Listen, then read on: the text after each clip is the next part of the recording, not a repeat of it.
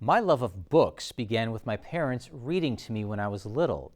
So, as a Mother's Day gift, I asked my mother to choose the book we'll discuss this time. She picked a work called She Never Told Me About the Ocean, the book she's currently reading.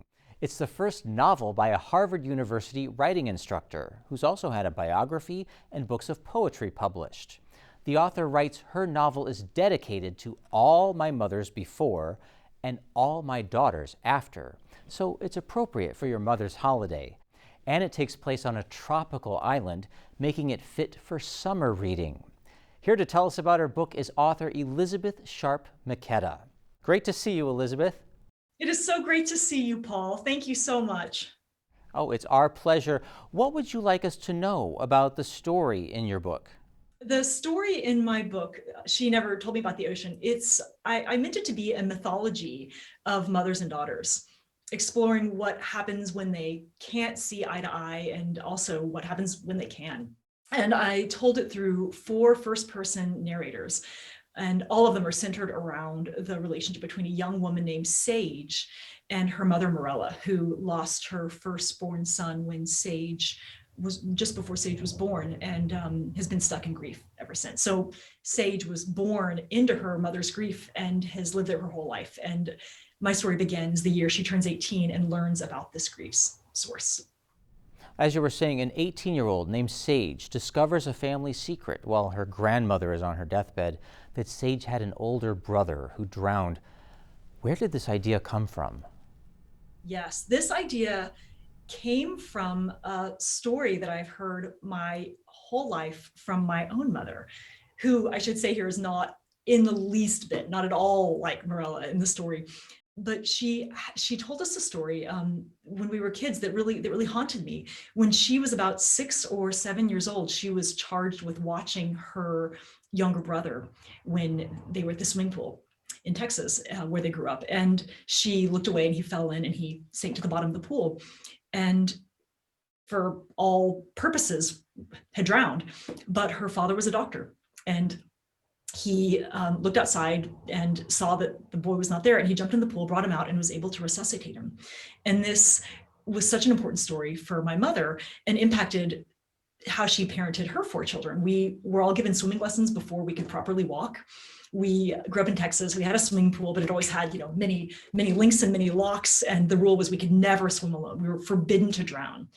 And when I was a few weeks away from having my firstborn child, my firstborn daughter, I started thinking about this story, and I started thinking about fear as this sort of watery thing. This family story I saw in a new light, because there's really one fear that all parents have, which is that they'll outlive their child. And this was sort of the version of that fear that, that my mother certainly carried to us, and that I kind of inherited in that way. So I sort of ran with that idea, which became the source of the story and this fiction. Well, when Sage discovers this family secret, she naturally wonders whether there are more secrets to discover. What is it about family secrets that are so appealing to you as an author? They are so appealing. The fact told openly is just a fact, but hidden, it becomes a secret. Whether an illness or a relationship or a feeling, it could be nothing, but it becomes something through being kept secreted. It becomes a story. And I do think families are marked with how they handle their secrets. And as a parent, I want all the facts to be laid bare, because I think that secrets, even for the protection of people, can really hurt a family. But yeah, secrets are a big part of this. And there's a phrase in the story that links secrets and fairy tales that may I read a short line? Oh, absolutely. Yeah. Like a fairy tale beast, my mother seemed to have a thorn that had punctured her and left an infection that had spread deep.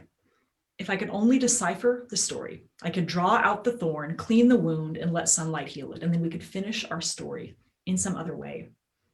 And I really think stories do that. I think the only antidote to a secret is a story, that stories bring things that we're ashamed of or haven't fully processed to light, where we can see them clearly and realize that we're, just like everyone else, we're human.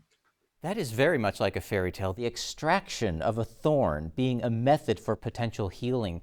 Now, speaking of thorny, the relationship young Sage has with her mother is a prickly one. Yes. Morella is afraid of the ocean and doesn't want her daughter to learn to swim or love the water that surrounds their new island home. The mother hardly wants to speak to her daughter. She is a depressed and unmotivated woman. As a mother yourself, Elisabeth, why did you want to make the mother in this book so distant and cruel? The mother is certainly distant and at times horribly cruel. And what she is that underlies both of those things is afraid. She is so ruled by fear, and she has to shed it, pushed by her daughter throughout the story. Mirella is really, she's dominated by her fear. And she's also formed from some very familiar fears for new mothers that I certainly experienced. You are so worried that you're going to get it wrong, this thing that you so want to get right. At one point, Mirella refers to herself as a sad, bad, mad mother. Every day as a parent, you can see the spectrum of how it might go wrong or how it might go right. And most days are fortunately, right or right enough or somewhere in the middle. But Mirella is a mother who does it all wrong and still has room for grace in the end. That's a beautiful thought, and it's a beautiful setting. Dragon Island is this tropical island where the story is set. Magic and mythology float like an ocean mist through this island. Now, I know that you teach courses in fairy tales at Harvard. You were mentioning tales earlier. What influence do fairy tales have on this book? Fairy tales are everywhere in this book, and actually everything I write uses fairy tales. Mirella was certainly formed both from fairy tales about mothers and daughters, and from all sorts of myths about what happens when a mother can't mother. In so many heroine-driven fairy tales, the whole story exists in the space between the safety of the mother, who usually dies at the beginning, and the safety of the prince. That between these two sort of safe homes, the girl has all sorts of horrible things happen to her, and often there's a very scary woman, a not mother, or a Baba Yaga witch who wants to eat children, or a wicked stepmother who makes the girl's life hard and forces her to grow. And I reverse that here a bit. Sage pushes her mother to grow and helps her become the mother she needs to be. And in the process, Sage grows as well. That sounds very empowering. Now, one of the myths you incorporate is the myth of Charon, the cloaked figure on a boat who transports the dead to the underworld on a ferry. I was wondering whether you'd seen the painting of Isle of the Dead by Arnold Berkland. He painted the subject 6 times. One of them hangs in New York City. There's another in Berlin. Why don't you take a look at this image I sent you? Arnold Berkland. Oh my God. Oh my God. Wow. I've never seen this. I've never seen this before.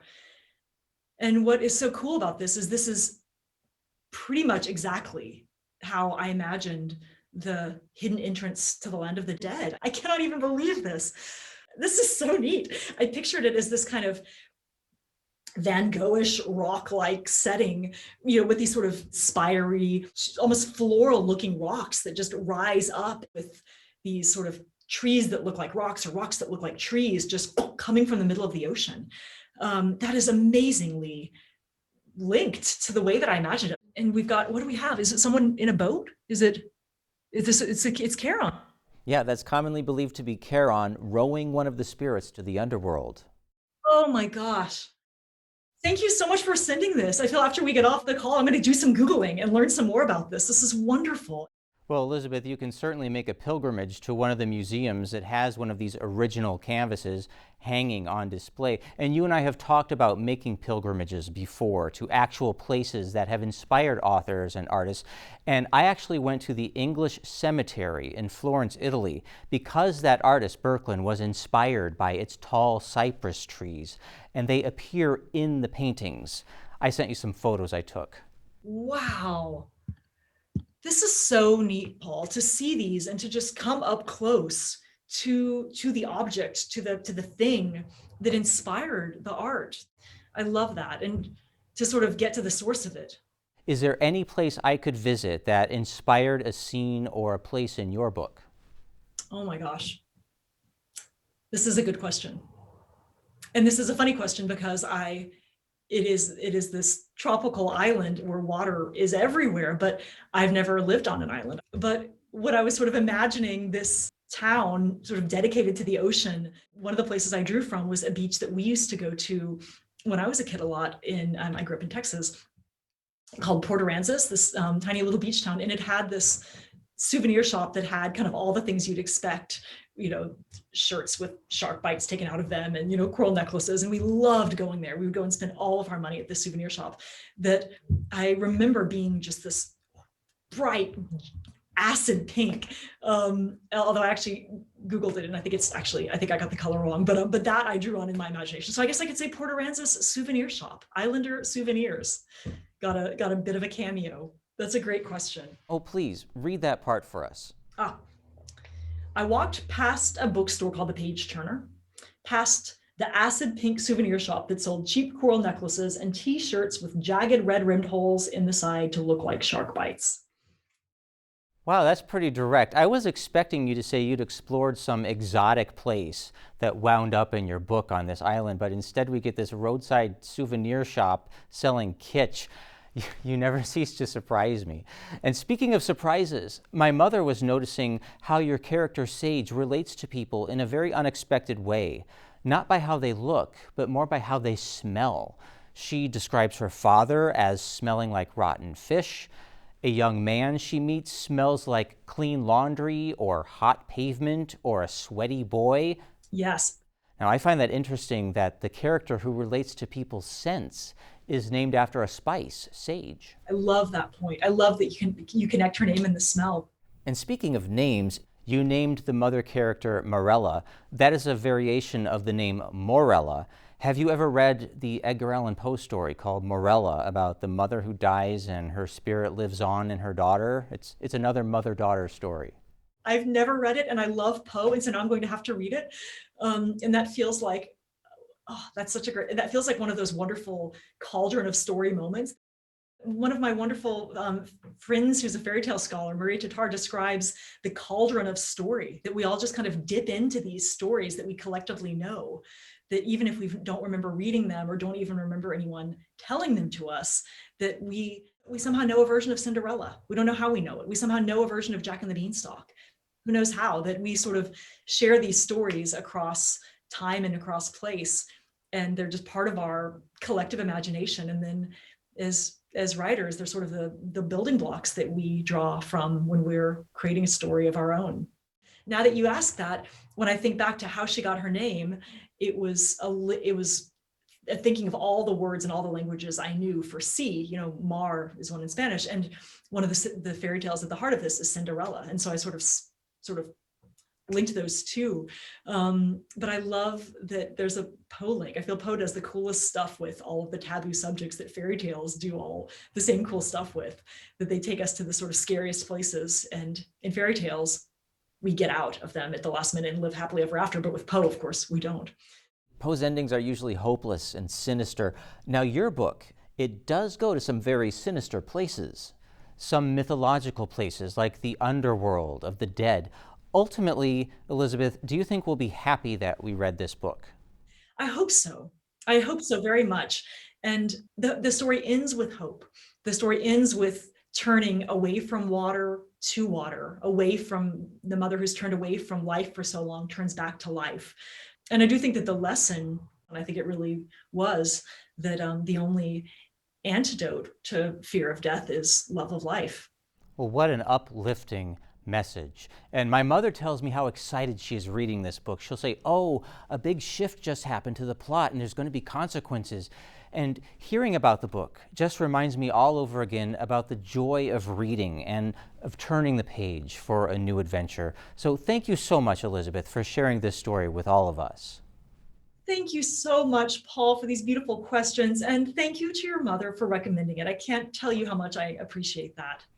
I'll be sure to pass that message along, Elisabeth. You may learn more about the novel She Never Told Me About the Ocean and its author, Elisabeth Sharp McKetta, who teaches writing for Harvard University and the University of Oxford. Just head to elisabethsharpmcketta.com.